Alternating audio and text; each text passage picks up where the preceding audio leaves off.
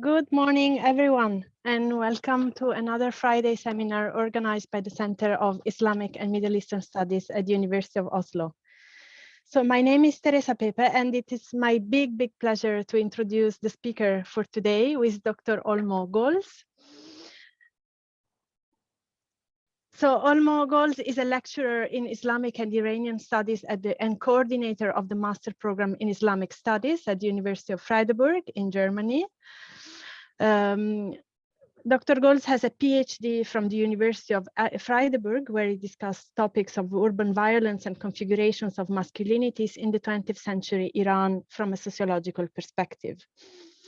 He is currently also a member of the Interdisciplinary Collaborative Research Center, working on dynamics of the heroic it was entitled Heroization and Heroism, and is currently working on dynamics of the heroic in the Iran-Iraq war and the topic of martyrdom in Muslim societies. And is also a PI of the research group Masculinities within the Collaborative Research Center on the Heroic. So Dr. Gölz talk today, I think it will draw on these two projects, right, on which he's currently working. The title of the lecture for today is Caught Between Heroization and Victimization, Idealized Masculinities in Modern Iran. So thanks, Dr. Olmo Gölz, for accepting our invitation. It is our big pleasure to have you here. I would also like to remind everyone that, as usual, the lecture will consist of a 45 minutes talk, and then we will leave half an hour for questions from the audience. I would also like to remind that the event is going to be recorded and uploaded on YouTube after the speaker's consent. If you agree, of course, Olmo, after that. So please, if you do not wish to appear in the video, please switch off your camera. So thanks everyone for joining, and thanks Olmo for being with us, and the floor is yours. Thank you. Thank you, Teresa, for first of all, for the kind introduction. And second, I feel very honored to be invited to give a talk at this Friday seminar series. This is a great opportunity for me to actually bring together the both projects on masculinities in Iran and on martyrdom, actually. So the dynamics of the heroic and the Iran-Iraq war, it's pretty much on martyrdom. And there's a third project also in kind of meshed in this. This is on visual iconography and contemporary Iran, which I conduct together with Kevin Schwartz, who is here today. And some of the material and also the thoughts are kind of shared thoughts between Kevin and I, but mistakes are of course my own. And yeah, maybe when you read the title of my talk, you might ask what actually I want to talk about.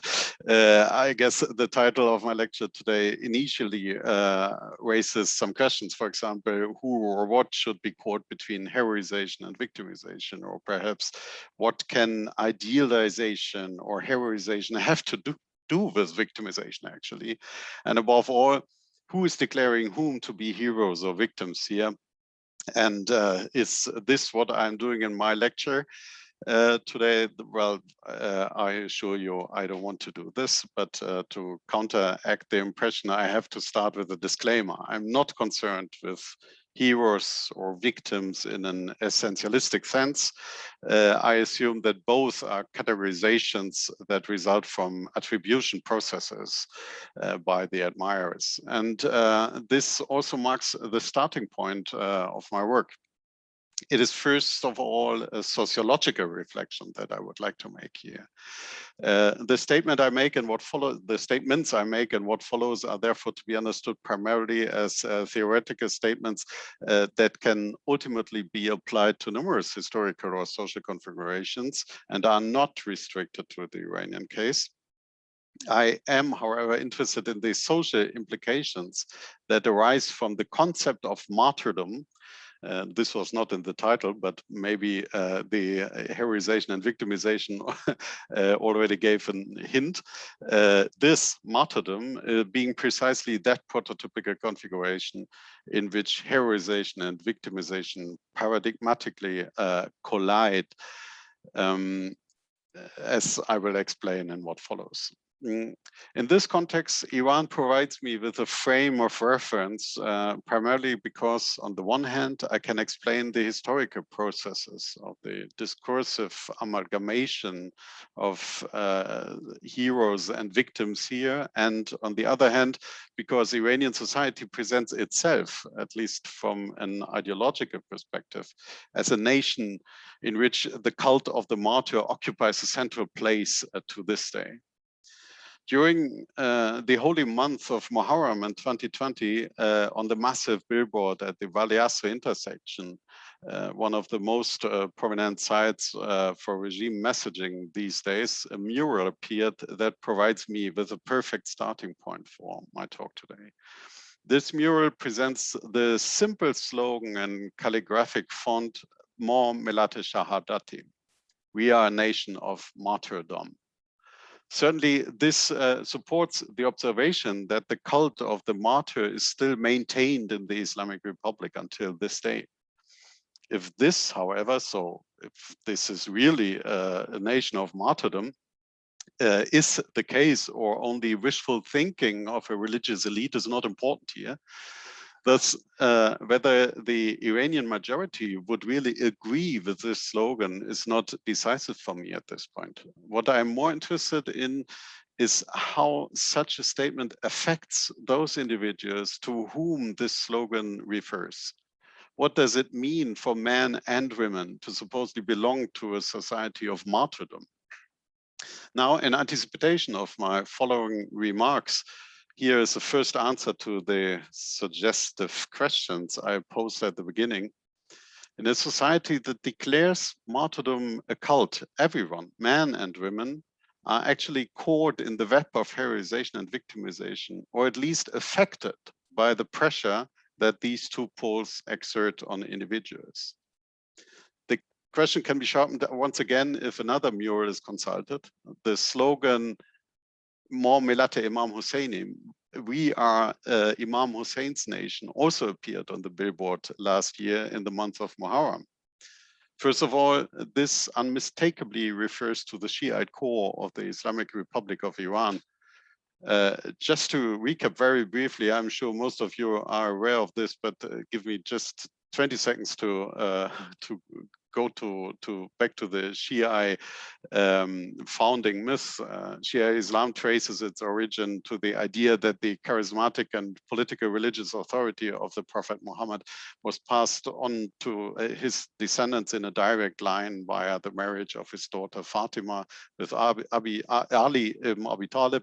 And the political reality in the decades following the death of the Prophet in 632 Common Era, however, looked different.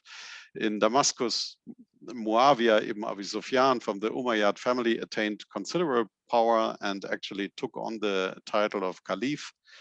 In 680, the hopes of the Alid, so proto-Shia faction, rested on the Prophet's grandson, Hussein ibn Ali, who lived in Mecca.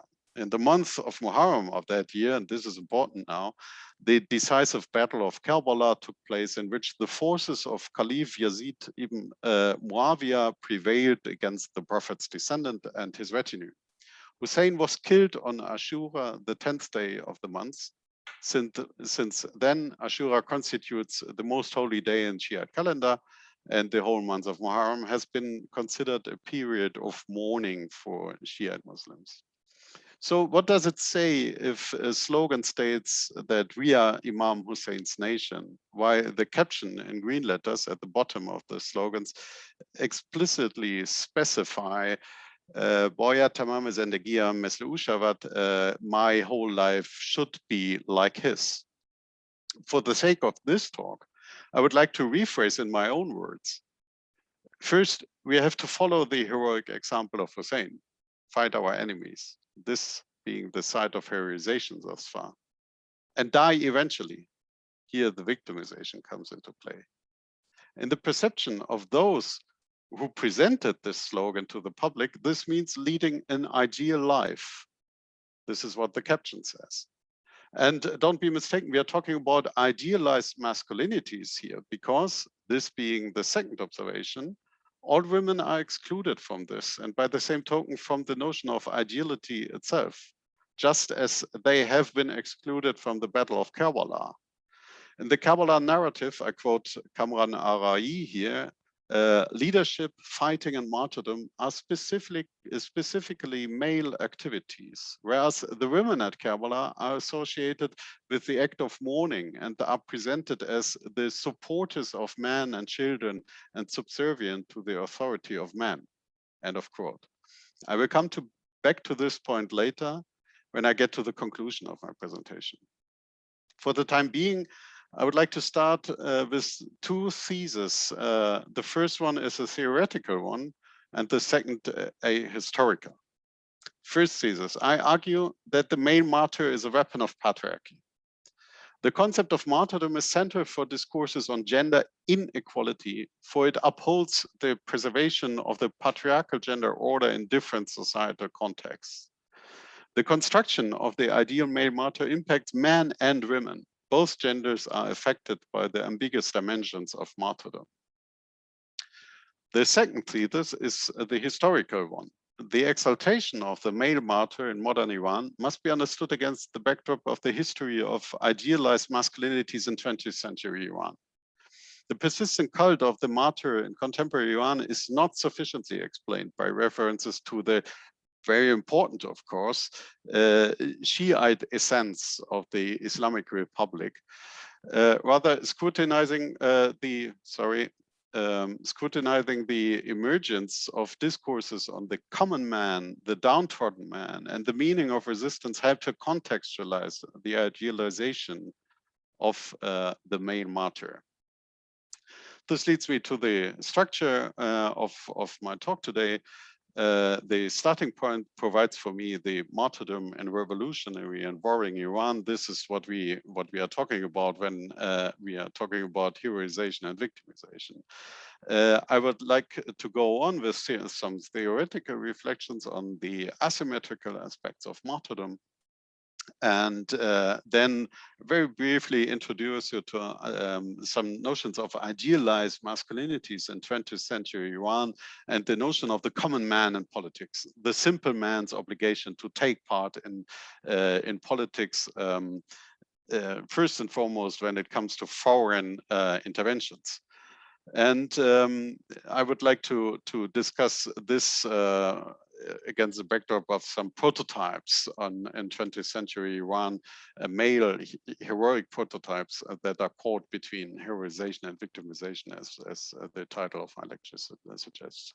In the transfer, the conclusion, the effect of heroes and victims for the gender order is to be discussed. The concept of martyrdom in contemporary Iran cannot be detached from the times of revolution and war, and thus the formative phase of the Islamic Republic of Iran. This phase is important in two respects. On the one hand, it is a time of martyr production for sure. The faces of fallen soldiers have been remembered ever since, and the martyr has held a formative place in Iranian society as a figure of remembrance ever since. We will discuss the importance of this aspect and the lasting influence of the martyr as a memory figure on societies when we come to the theoretical reflections on martyrdom. First, however, another aspect is crucial, namely the sacralization of war, as Saskia Gieling called it, or you could say the sacralization of revolution and war, of course. And the reinterpretation of the founding narrative of the Shiite denomination into a heroic manifesto shortly before the Islamic Revolution and associated with this sacralization. A heroism, however, that is not rewarded in this world, but only becomes truly heroic through unjust death, through martyrdom, in other words. I would like to bring here a very telling quote from Ayatollah Khomeini himself, who back then in 1978, shortly before the month of Muharram, back then, from exile in France, sent following message to the Iranian people. I quote, with the approach of Muharram, we are about to begin the months of epic heroism and self-sacrifice. The month in which blood triumphed over the sword, the month in which truth condemned falsehood for all eternity and branded the mark of disgrace upon the forehead of all oppressors and satanic governments. The leader of the Muslims, that is Imam Hussein, taught us that if a tyrant rules despotically over the Muslims in any age, we must rise up against him and denounce him, however unequal our forces may be. And that if we see the very existence of Islam in danger, we must sacrifice ourselves and be prepared to shed our blood. During revolution and war, the conceptualization of martyrdom as an extreme form of heroism had a deep impact on the dynamics of mobilization in Iran. Here, I'm not referring to the allegedly obvious fact that the lure of the sacred may have mass mobilizing effects. I rather state that the central aspect in the propagation of the lessons of the Kabbalah paradigm lies in the affirmation of martyrdom as an idealized configuration of masculinity. In this conceptualization, the ideal man has to seek martyrdom when his community is threatened. He has to sacrifice himself and has to be prepared to shed his blood. In the years after the revolution, the war against Iraq was presented to the individual as an opportunity to stand up against injustice and tyranny, to seek martyrdom, and consequently, as the only thinkable way to become an ideal man, the war itself, at least seen from the standpoint of the individual, expands to become a form of personal vengeance of man for their honor, a phrase that has been coined by Shaheen Gerami. But we should never forget that the path of Imam Hussein is the path of someone who lost. It is the path of death. Heroic though, and at the end there might be a blissful afterlife, but still, this worldly facts connect martyrdom with defeat. The path of Hussein is a path of losing and dying. This path is impressively illustrated by an installation in the Museum of Islamic Revolution and Holy Defense in Tehran. The tunnel in which these identity tags of soldiers soldiers killed in war hang from the ceiling leads to a room in which the tombs of Hussein and his half-brother Abbas in Karbala are recreated. The message is unmistakable. The victims of the war have gone the heroic way of Hussein. No statement is made about the survivors of the war, but we can already guess here what effects the heroization of the sacrificial death can have on the living. A look back to the time of the war shows the discourses of obligation that weigh on the living. The mourning pose of the man we meet here in the war documentary Rawayat Fat, The Chronicles of Victory by Mostazafin, is the heroic pose of the living. This heroic pose here is no longer connected with the representation of one's own fortitude and strength or the war as a vengeance for personal honor, but refers to the endurance of violence. The pose of the man thoughtfully immersed in prayer who gives up his sons and is willing to sacrifice himself, this being the story behind this picture, becomes the actual heroic pose and replaces the masculine gesture of boastfulness, strength, and powers we find in numerous societies. This is not restricted to Iran, of course. This man's pose symbolizes the whole impact of the exaltation of martyrdom to wartime heroism. The effect is In a cult of martyrdom, it is no longer the interest of the individual that were to count, but only the endangered community. It is the transference of a heroic protector masculinity to an idealized configuration in which men are caught between heroization and victimization. In order to elaborate on that, I have to take a detour through some theoretical reflections on martyrdom. I state that the concept of martyrdom includes the following important points. First, the community that remembers someone as a martyr explains their death as unjust suffering of an innocent person. This is very important to me. Second, the concept of martyrdom refers to both a death endured in supposedly conscious acceptance of that fate, or even out of a desire for that end, which has been framed as martyropathie by Khosrow Khabar.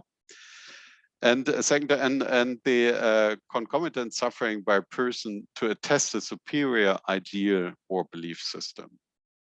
Third, the activation of discourses on martyrdom hence primarily suggests a defeat. At the same time, however, such discourses constitute a powerful assertion of a position of strength and moral superiority. On the one hand, invoking discourses on martyrdom reveals that those who make use of them perceive themselves as being in a position of weakness and vulnerability. On the other hand, death for a higher purpose is a strong and unifying rallying cry for the bereaved. Hence, the concept of martyrdom combines references to both strength and weakness and is rife with ambiguities.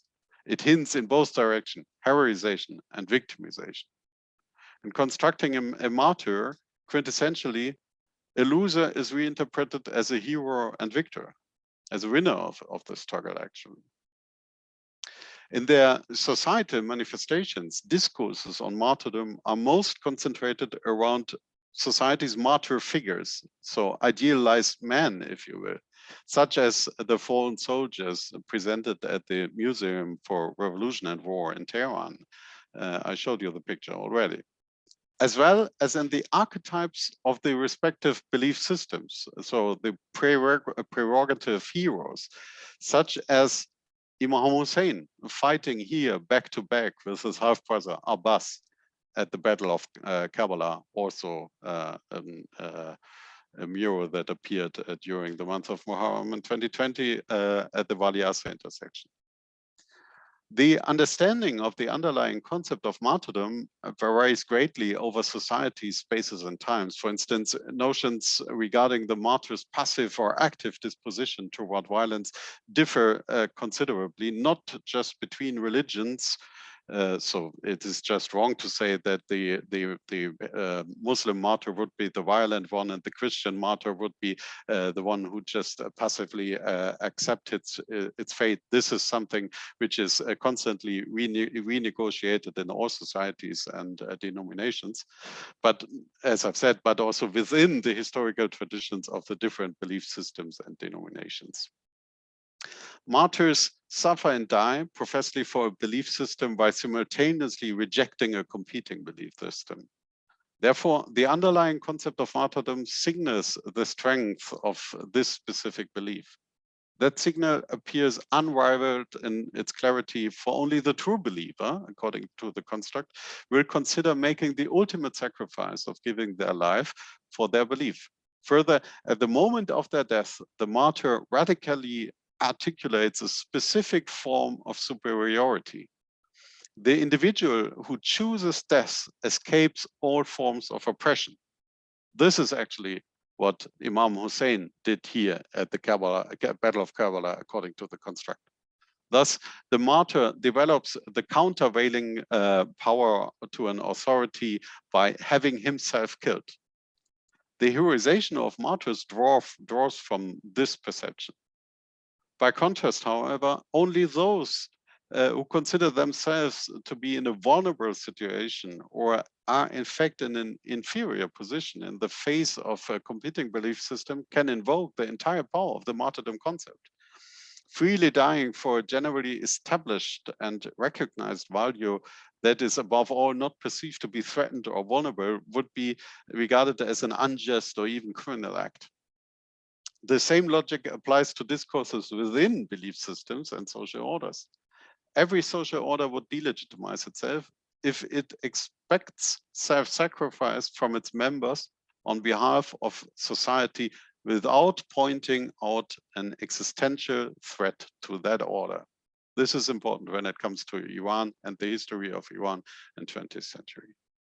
The concept of martyrdom hence always bears an asymmetric logic in relation to the power structure prevailing in a given situation. Suffering and dying for one's own faith can only make sense when the belief system in question is perceived to be under threat or endangered. Without pointing, in order to make this clear, let me remind you to the message of Imam Khomeini, which I already presented you, which is very consistent to this theoretical observation. Here it's the second part of the quote. The leader of the Muslims taught us that if a tyrant rules despotically over the Muslims in any age, we must rise up against him and denounce him, however unequal our forces may be, and that if we see the very existence of Islam in danger, we must sacrifice ourselves. So there is some obligation only to do so if you are not in the hegemonic position. This is the message behind it. Thus, it tells a lot about a society's self-perception and actually collective self-victimization when it makes active use and maintains of the cult of martyrdom and maintains it in their daily discourse. In the Iranian case, there's enough reason to feel surrounded, of course, not only now, but also back in the 20th century. And this is an important aspect. It is a victimization of those who live their lives within such societies. But we will come back to this in the history section of my talk. So let me talk about the figure of the martyr first. To the person seeking martyrdom, the effect of their death initially seems entirely clear. Martyr status guarantees an eternal blissful afterlife. However, the constructivist perspective of martyrdom taken up by me is not inquiring into the possible rewards in the afterlife, examining instead the effects of martyrdom on the community from a sociological viewpoint in order to comprehend the persistence and revitalization of the cult of the martyr in the present. In sociological terms, death is not the result of martyrdom. On the contrary, martyrdom is a possible effect of the act of dying. Specifically, the effect that follows the heroization of the act through the activation of martyrdom discourses. Thus, the point of departure for defining martyrdom is the death of an agent, while the path leading to that death becomes the anchor point for all narratives and constructions relating to that person's status as a martyr. From the viewpoint of the community of admirers, the realm of unbelief begins precisely where the suffering and death of a person is no longer recognized as martyrdom. Thus, the martyr is a paradigmatic figure of boundary work that marks the blurred lines between belief systems, that makes the blurred lines between belief systems visible, or even help to define them in the first place. Additionally, with their life, a martyr creates not only borders between the systems, they also become an embodied definition of the nature of their own belief system. The martyr not only stands at the front against unbelief and injustice, they also become the symbol and conveyor of values and virtues of their own community. Herein lies one of the major strengths of martyrdom. It is the ability of martyrs to shape modes of remembrance. As a process of sense-making, it gives comfort to the bereaved, since the martyr is constructed as if having died for a higher course and being rewarded with a favored place in the afterlife. But as a boundary marker within society, the martyr creates communities in which the bereaved are committed to the values represented by the deceased. This makes martyrs more than just ideal figures whose behavior is to be followed by example. It established them as the progenitors of the present society. The current community would not exist had the martyr not sacrificed their life. Otherwise, a person's death would not be more would be no more than a futile episode incongruous with the process of sense making, or worse, their sacrifice would have been downgraded to a suicidal act committed out of world weariness.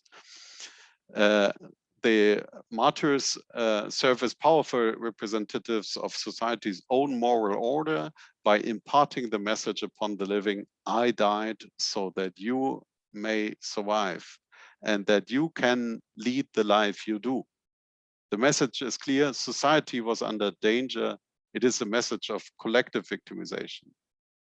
But as you can see in this billboard, the girl who's dreaming and who will never forget that her father left her, who's dreaming of the ideal society, can only live the life in this idealized society because the father has chosen the way according to the construction of becoming a martyr, a heroized way of being a victim, actually. It is a message of collective victimization. Thus, the term victim accompanies the heroic self-sacrifice and is always implicitly invoked. The term connects the martyr with the moral standards of their society. Although it is a central aspect of all concepts of martyrdom that the martyr dies willingly and consciously in order to articulate the powerful message, the narrative encompassing that message must also always insist, because of the asymmetric logic of the concept, that things could have gone differently. The martyr could have survived. And above all, the martyr also should have survived. Not only are belief and unbelief distinguished through martyrdom, but also good and evil, since every victimization is ontologically linked to the innocence of the victim. Victims are created through human action about which it could have been expected that it would have taken another direction. Only the attribution of victimhood implies that the outcome of the underlying act is considered wrong and even must be perceived as avoidable. Consequently, the martyr must be depicted and represented using terms such as integrity and innocence, modesty and morality. They must be suited as manifestations of the highest moral standards of their own community. For only then can the depravity of the competing community be demonstrated and thereby victimhood invoked to support the narrative. In this way, the dead who are heroized and remembered as martyrs take their place at the center of societal discourses. They are to be regarded as liminal figures who communicate to the sacred core of the community. They are ideal types of morality. It is against the background of this theoretical consideration that the often seemingly alienating exaltation of the youthful, blameless martyr in the iconographic representation of the heroes of the Iran-Iraq War in Iran is to be understood. Thus, in the logic of the Islamic Republic, the iconography is not for the exaltation of the use of minors on the front lines, but for the depiction of the injustice that the enemy does to the innocent by taking away what should not have been taken away, namely their prosperous future. And as a side note, the aspect of youth is always important when it comes to idealized masculinities, of course. All the more when this aspect is mediated through the concept of martyrdom or innocence. Another prominent motive follows the same logic, but shifts it by a generation. If the martyr cannot be depicted in his youthfulness, he is presented as a father who has been robbed of his children, or the children had been robbed of him. This is also what we saw in the Valias billboard. So the juxtaposition of heroization and victimization in martyrdom discourses brings me back to the history of Iran and the analysis of idealized masculinities in the course of the 20th century. I have argued that the exaltation of the male martyr, which is of course an immediate effect of the processes of revolution and war in modern Iran, must be understood against the backdrop of this history of idealized masculinities in 20th century Iran. And that the persistent cult of the martyr in contemporary Iran is not sufficiently explained by references to the Shiite essence of the Islamic Republic. Instead, you need, this is pretty much the takeaway from my theoretical reflections, you need the self-fashioning of a society in terms of vulnerability. And the whole colonial and post-colonial order of the Middle East is a perfect foil before which or against which you can see the asymmetric core to all notions of martyrdom. It is no coincidence that the conceptual history of martyrdom points primarily to its use and creation by religious communities that on the one hand were able to convey to believers an attractive idea of the afterlife, so this being the Shiite perspective here, and on the other hand, in historical situation, considers themselves being surrounded by enemies who were able to claim hegemony over the routines of the mortal world, this being the historical background of Iran in the 20th century, and until today, for sure. For sure, in the Iranian case, the Iraqi invasion of 1980 can be seen as an existential threat to the young Islamic Republic, and the subsequent traumatic war is the main event of martyr production. However, neither the invasion nor the exaltation of individual sacrifice for society appear in a historical vacuum, but must be seen, as I've said, against the experiences of foreign intervention in the course of 20th century. This brings me back to the beginning of the 20th century. This is now, I cannot go into detail, but would like just to point out some prototypical heroes which connect the history of foreign intervention with masculinity in modern Iran.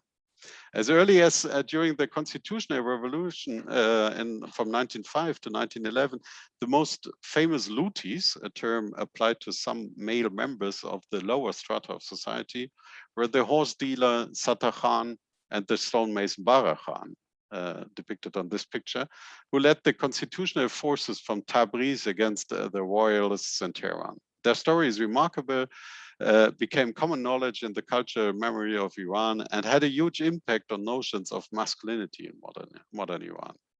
Back then, when the leading revolutionary intellectuals, so the westernized man, which is also an important configuration of masculinity when it comes to Iran, when they were forced to flee Tehran and go into exile in 1907, Tabriz became the new center of national resistance to Muhammad Ali Shah's dictatorship.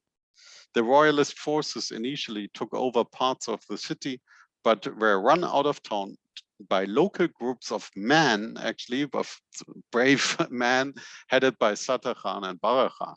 And Tabriz then resisted the royalists for 9 months. The resistance eventually, large heterogeneous groups of revolutionaries marched from the west, north, and south towards Tehran in 1999, conquered the capital in the name of the constitutionalist course, and forced Muhammad Ali Shah to abdicate. This cemented the status of Sattar Khan and Bara Khan as national heroes. And the example of these two famous revolutionary leaders, this is why I'm talking about this here, originating from the lower classes and adhering to the luti values and virtues, forged a notion of masculinity which put strong emphasis on political action and legitimized questioning the state and actually opposing it when the community under the lutis protection is endangered. In the post-war period, post-World War II period, this heroic example from the constitutional revolution offered an image of an ideal manhood that encouraged the common man's engagement in politics when the state shows weaknesses, first and foremost in the face of foreign intrusion. On the here's another example, Mirza Kudjekran, a similarly heroized figure who kind of counteracted the foreign the notion of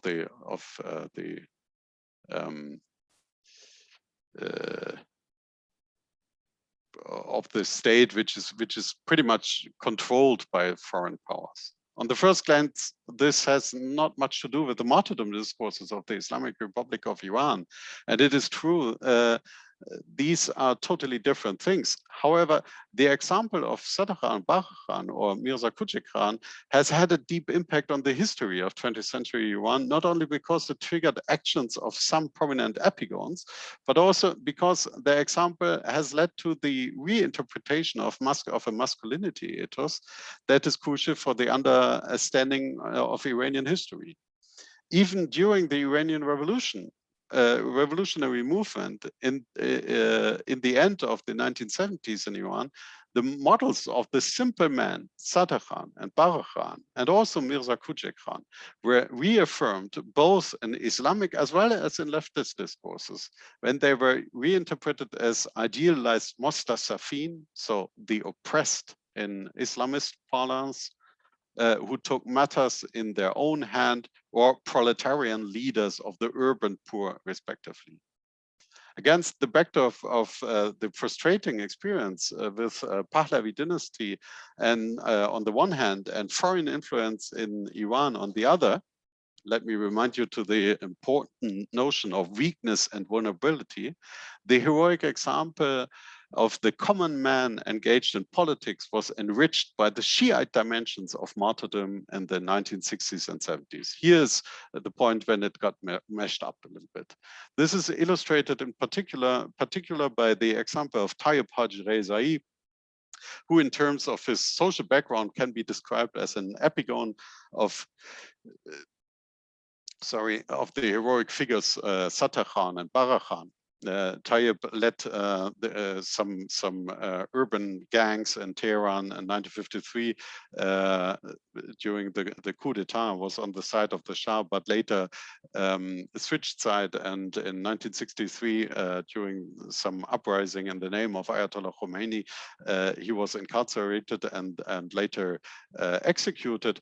This made him actually in the narrative of the Islamic Republic the first martyr of the Islamic movement, or of the movement of Imam Khomeini. Don't get me wrong, I don't want to draw a direct line from Sadr Khan to Qasem Soleimani. I would just like to point out three things here. There is a history behind the cult of martyr, which is not sufficiently explained by the Shiite core of the Islamic Republic, but the whole global context has to be taken into account here. And it is the history of the heroization of the common man, and by the same token, the history of the victimization of the common man as well, because you need the self-fashioning of the society as being endangered. And it is a history of masculinities. The whole dimension of heroization in politics of the common man and his simultaneous victimization is paradigmatically condensed in the figure of Gholam Reza Takhti, the prototypical hero, a male hero of 20th century Iran. He is the Pahlavan, the Jahan Pahlavan, the hero of the world. He is if you would ask an Iranian of which is the most known hero of 20th century Iran, I'm pretty sure that he is in the top 3 list. And but the whole discourse on victimization is also very important when it comes to Gholam Reza Takhti, who committed suicide, but it's always been told that the notorious Savak, the police force of the Shah, would be behind his death, so that he had been martyred because he was engaged in politics and actually supported the oppositional National Front in the 50s. So Back to the effects of the gender order, so the heroization and victimization of the common man, and which leads to the notion of martyrdom in nowadays Iran. I argued at the beginning that the male martyr is a weapon of patriarchy, and by the same token that the evolution as the male martyr as a prototype hero is inextricably linked to the history of heroic masculinity in modern Iran. But to sum up, so to come to the takeaways now for the gender order, I would like to state first that martyrdom discourses have a powerful effect on the relation between every individual of both genders and society. By shifting idealized masculinities to the afterlife, so heroization and victimization in this worldly perspective just doesn't play a role.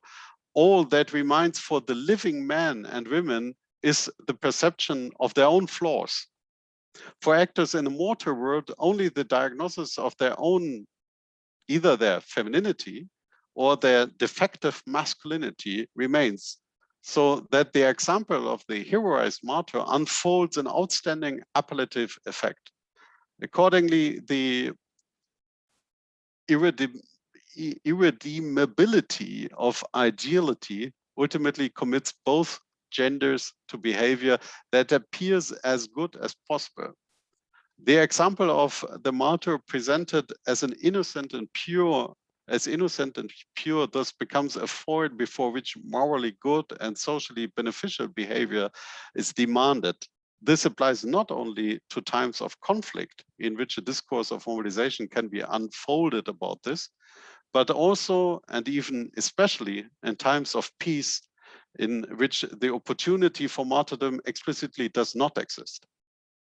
Second, the construction of the ideal male martyr has also specific impacts on men and women in different ways. Women have mostly been deprived of opportunities of heroization from the outset, since they can hardly access the powerful discourses of martyrdom through the limitations of the prefiguration. Here, the Kabbalah paradigm, as you can see in the billboard from 2019, titled Alarm Nemiaftat, so the banner doesn't fall. They cannot fight, they cannot be part of the narrative of Kabbalah themselves, but they are acted upon, and they have the role of being the witness of this battle of Kabbalah, but not as being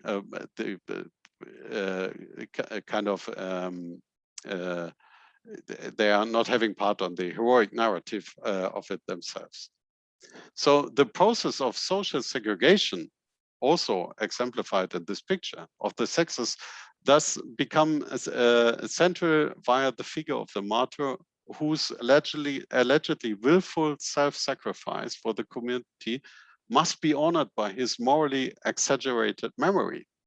Thus, the idealized behavior of women is constructed through references to the pure and innocent male martyr.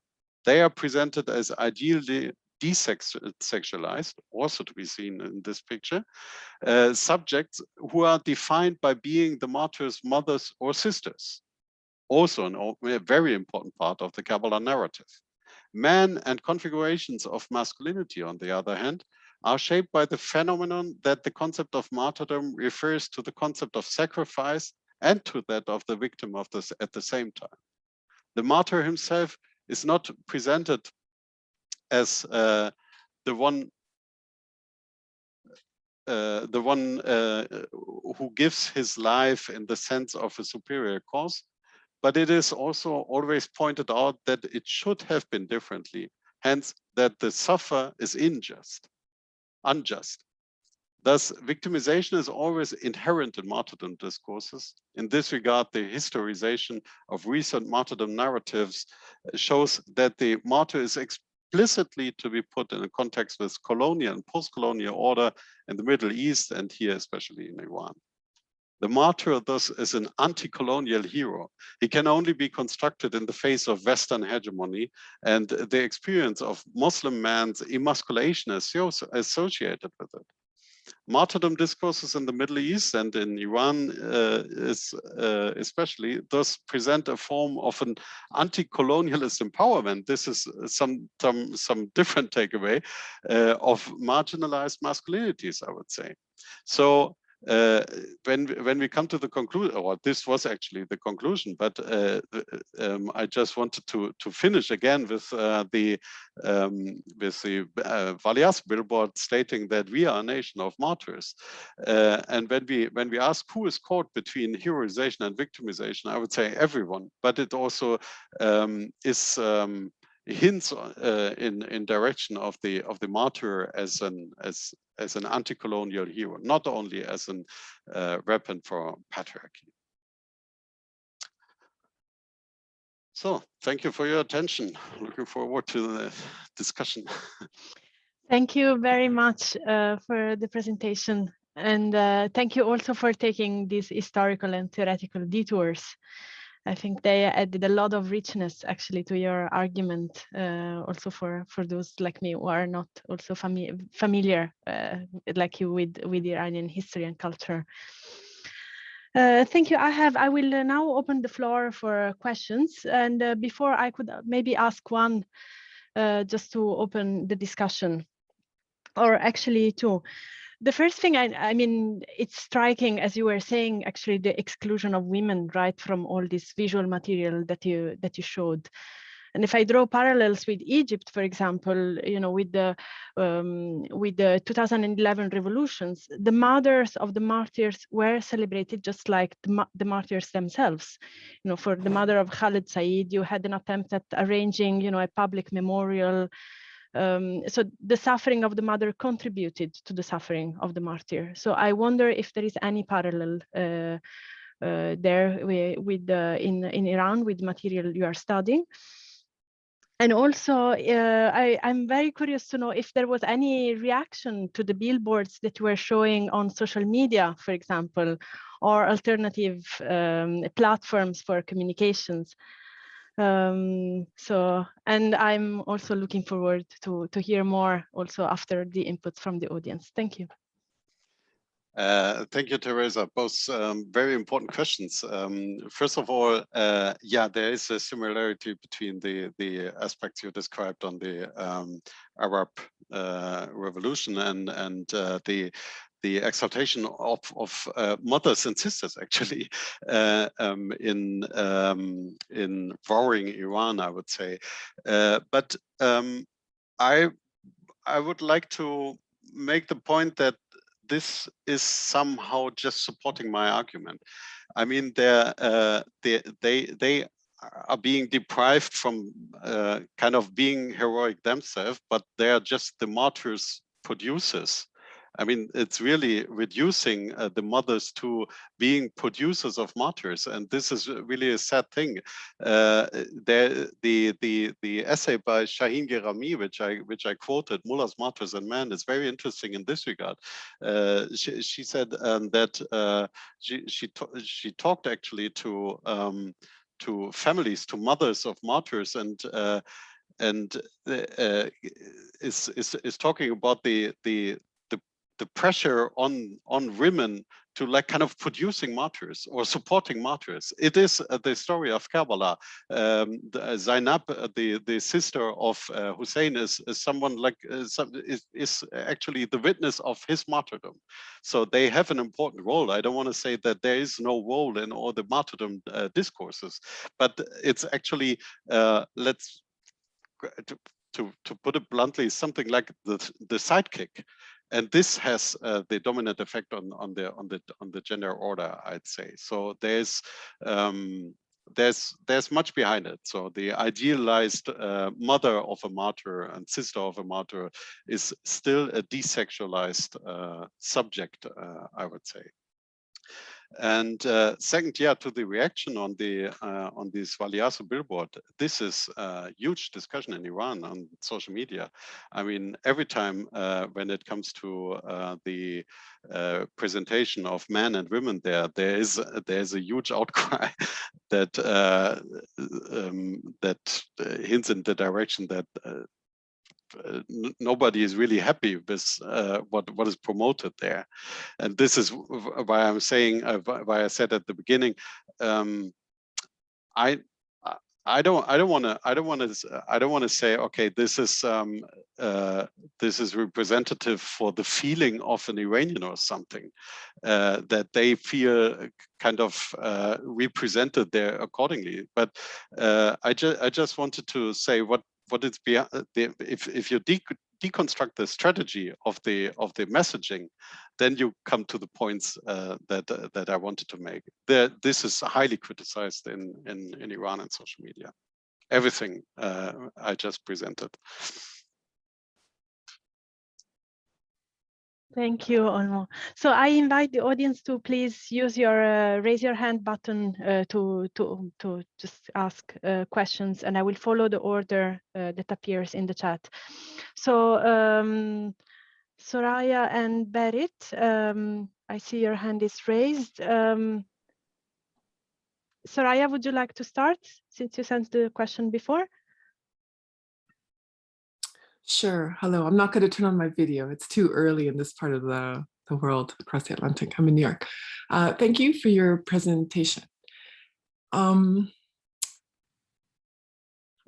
I may, I would love to ask you a question, but also give you the name of someone named Shirin Saidi, who actually works exactly on this particular subject, martyrdom in particular during the Iran-Iraq War, and also works on Hizbullahi women and how certain features of the hero sort of Muslim militant woman sort of finds its way into contemporary discourse, right? Gender discourse, right?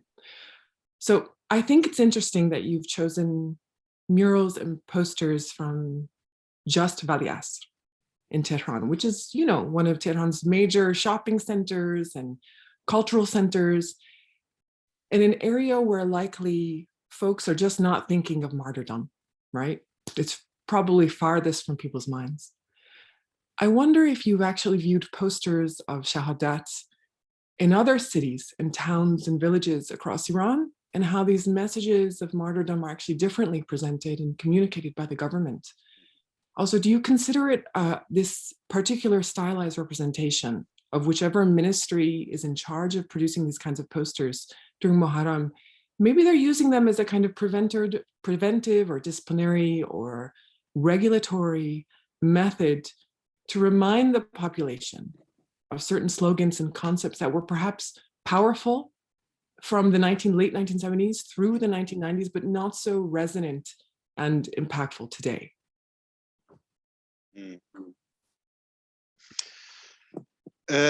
Yeah, thank you for your question, and also for hinting at Shirin Saidi.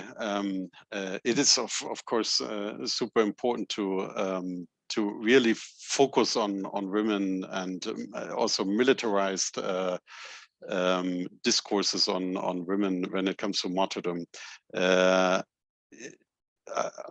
I would love to work more on this, actually. So thank you for hinting in this direction.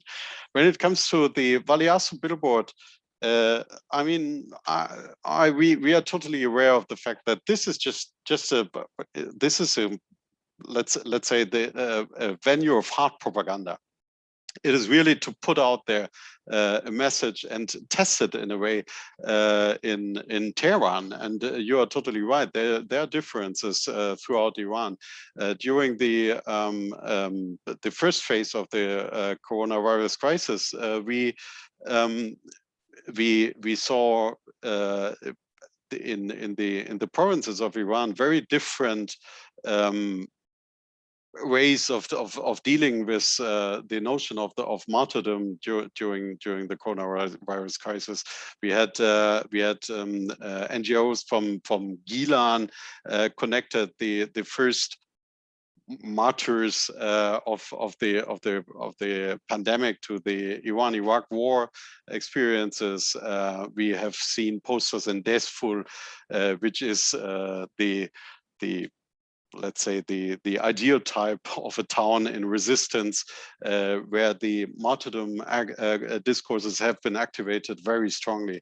But there are differences, of course. But the interesting thing with the Ali Valiaso billboard is that this is coordinated by OVJ Media, which kind of strategically puts out the messaging there and tries to really build up on a conservative perspective on how the Islamic Republic should be. OVJ Media is an affiliate to the Pasdaran, of course. So it is, I mean, it is not representative for the Iranian people, but it is an interesting aspect to look at it when it comes to the messaging strategies within the regime of the Islamic Republic of Iran. So, but thank you for pointing out that this has to be put in context to other provinces, cities, and also, of course, messaging campaigns, of course. But yes, we have this on the agenda as well. Thank you for pointing out. Great. I will now give the word to Berit. Yeah. Thank you very much for an interesting lecture. I enjoyed very much listening to you. When you were talking about the symbolism or the construction of femininity in Karbala, I was thinking of Lara Deeb's study from among the Shias in Lebanon and how they have sort of reconstructed Zainab as the heroine of the heroes, and that she's the strong woman and the role model for women's jihad that you know, stand up against the unjust and so on. So as far as I know, this is a quite new interpretation or construction of Zainab. But have you seen any signs of that in Iran, that they do the same kind of reconstruction, or are there any reactions to what the Shias are doing with Zainab in Lebanon? Actually, I just want to point out that the whole Kabbalah paradigm is, of course, not a fixed set of symbols, but always under negotiation. And the same thing applies to the masculine or masculinity and the Kabbalah paradigm as well. So the active or passive struggle, which is what is heroized and what not. And yeah, I'm aware of the reinterpretation of Zainab in Lebanon, which is super important. As far as I can see, for there is always an idealization, of course, of the figure of Zainab. This is for sure. But the striking example might be the Zainabiyun, the brigades of Pakistani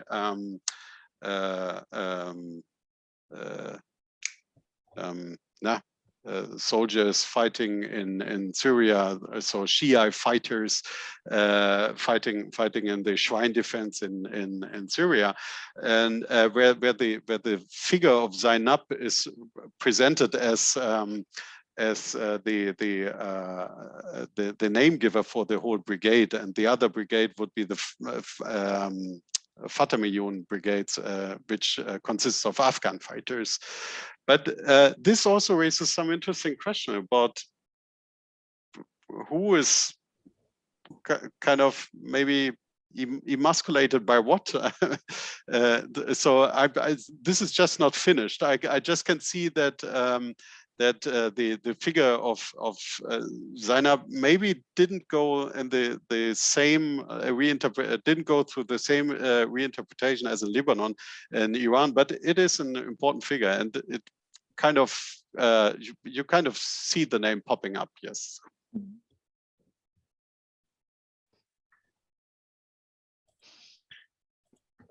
Thank you. Samad, please, you can ask your question.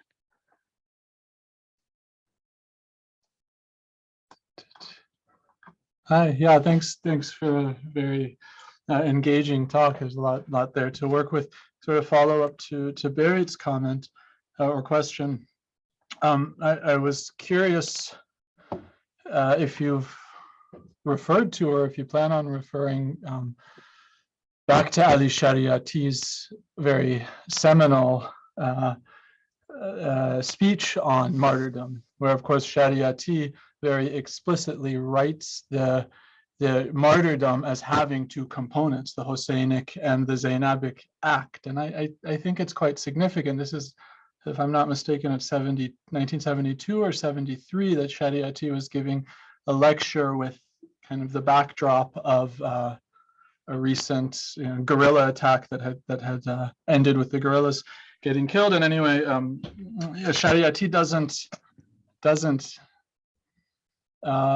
he doesn't give any more weight to the Hosseinic act than the Zainabic act. He says that Zainab being taken off in chains or going off in chains to Damascus was just as important to the revolutionary movement as Hussein giving his life. So I wondered if I know you're looking at and working primarily on official discourse today, but I wonder if you see echoes or you hear echoes of Shariati's rendering of or Shariati's kind of imagining or conceptualizing of these roles. One of the places that comes in mind that might be a rich source to look at is was that book Da that went through however many republications in Iran. Is it Zahra Hosseini, right, as the author, and would probably be a rich kind of case study in what a Zainabic act might be in modern day Iran. So anyway, that's not really a question there, more of a, is this interesting to think about more? So thank you. Yeah, thank you so much for the comment. Actually, I mean, the Kitab Da is of course super important, but it's also a let's say conservative interpretation of the segregation when it comes to martyrdom. So there are specific roles when it comes to martyrdom. It stays the way that there is a Kabbalah paradigm also in the Shariati thinking, that there is the Kabbalah paradigm in which gender roles are discussed, and the role of the martyr. I mean, both are important, of course. You cannot construct it the other way. Both are super important, but the way of the martyr is the way of the man. And this is actually the supporting act is also an important act or an important point for Kitab Da. Actually, Shariati is also the author of Fadime asked, I mean, which explicitly explains the role of women in society, in an idealized Shiite society. So I think it is a supporting comment you gave. Actually, I mean, as I've said again, as a disclaimer, I focus on the idealization of masculinities and what does it do with men and women. I don't want to be the one who says, okay, women are excluded from ideality because they are women, but just in the conception which idealizes the male martyr and puts him at the center, it is actually yeah, they're kind of excluded ontologically, and this is a super, I think, important aspect when it comes to martyrdom and to the role of the male martyr as a weapon of patriarchy, as I phrased it.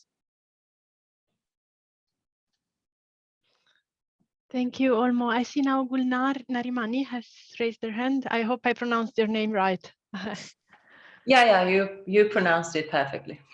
Okay, thank you. So thank you for your presentation. It was interesting, really. I think I have a question, or maybe just a point. From my point of view, as someone who has grown up in the very same discourse and in these years, what I have experienced is that, and I think my generation, is that all this campaign of idealizing the male figure and on the other hand suppressing the female figure and the idea of martyr has worked for the opposite in my generation. The more the Islamic government has developed this discourse, and as you showed, I think it was a good choice to choose Valiast, because It is also a very important crossroad in Tehran, and especially it's the biggest billboard in Tehran.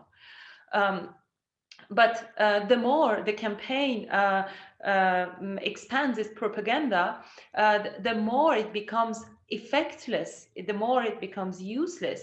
In my generation, young school children hated the families of martyrs because they had a lot of social advantages.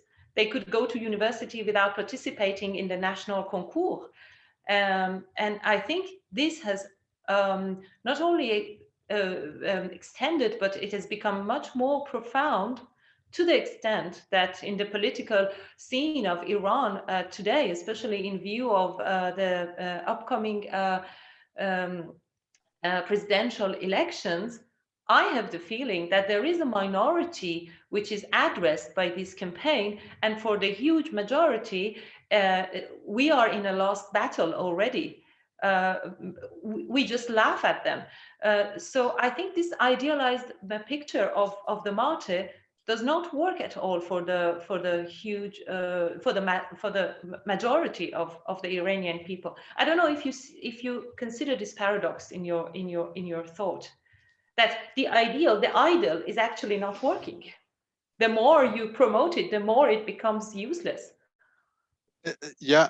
Thank you so much, Gona. This is a super important point, and I totally agree in everything you said. But the problem, and actually, this also supports some theoretical aspects of martyrdom. I mean, there is a delegitimizing effect on those who make use of the discourse, because, I mean, actually, it is a way of, yeah, self-fashioning in a discourse of weakness. Otherwise, it wouldn't work, and so there's a problem actually for maintaining a discourse on martyrdom. You can, of course, reproduce martyrs. This is what happened last year when Qasem Soleimani had been killed. Then he had been put up on the billboard, and he had been celebrated as a new martyr, so to say. So the whole martyrdom discourse got, cynically speaking, fresh blood. And but what you are saying about how this messaging affects the people, I would totally agree. But I also wouldn't underestimate the how professional the company, the Olmo Media, you know them for sure, how they work and how they deal with the soft propaganda approaches, how they mix gender topics. We can see billboards where the segregation is not longer to be seen in the billboard, but then at the next one, there is a male martyr again appearing. So, and this is of course also connected to other media discourses in Iran, be it on Telegram and social media or on television. And Olmo Media is also the company who made a film on Gholam Reza Takhti, and presenting him as an ideal male prototype of a hero, little bit dumb, so that he can be lured into the wrong sides of politics, but he's still presented as an heroic figure there. And so this everything I see, or at least I wanted to say, I wouldn't underestimate the professionality of this. I don't think that you are doing this, of course, but there is all this mixed messages in the soft propaganda approaches by Olmo Media and the design companies, which are very important. And they, every time they or repeatedly, they reactivate the notions and reinterpret, of course, rebrand the notions of the male martyrdom. I think Gona has a follow-up question. Please unmute yourself, Guna. I just want to make a small point. I understand totally what you say. I just want to say that since after the Islamic Revolution, let's say since after the Iran-Iraq war, I think we are faced with different historicities and temporalities, especially after November 2020's manifestations in Tehran. I totally agree with you on the level of professionality of the whole campaign. I only want to say that it has lost, in my opinion, it has lost its market. As you mentioned, the case of Qasem Soleimani, actually the statues that were made of him, they became a huge joke for people. And I think the population of Iran is now creating its own meaningful martyrs, which are actually the suppressed figures, the forgotten figures, like people who were killed in the presidential elections, the second round of Ahmadinejad. I think it was, I have to calculate the years. And also people who were killed in 2020. And also now, the majority of people are gaining an understanding of the mass executions of 1980. And I think 1980s in general. And I think they're creating their own secret martyrs, which are no longer gender-oriented, I think, and they are no longer weak people who, like Imam Hussein, are already in a lost battle. So the only thing they can protect is a moral ideal, if you want, because they have no worldly power. So they need this transcendence from. I think this doesn't exist anymore. I hope. Yeah. Yeah. Thank you. If I just can react very shortly to this, I think this is a super important observation. It also supports these theoretical reflections of martyrdom. That is an asymmetrical thing. So the martyr, not restricted to the male martyr, becomes more powerful and active when we are talking about fighting against, or maybe this is the case with all heroization, and that the hero is an important figure when it comes to fighting a hegemony. And this can also be the case within societies as well. I mean, I don't want to see Iran as an homolytic block, but there is within society, there's always shifting discourses, and I think the heroic is a super important, let's say, weapon of the suppressed always. And when it comes to fight or to counter hegemony, this also applies to inner Islamic discourses as well. But thank you very much, Gona, for this observation. This is really, let's say, helpful for me for putting this into context. Thanks. Thank you for your answer and comments. Thank you.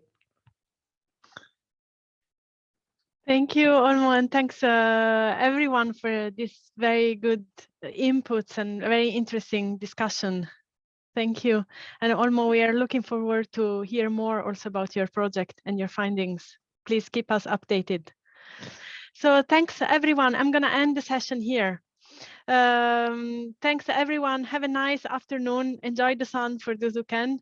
And see you, and follow us up on the mailing list to hear about our upcoming events. Thank you. Bye everyone. Thank you for having me. Bye bye. Thank you. Bye.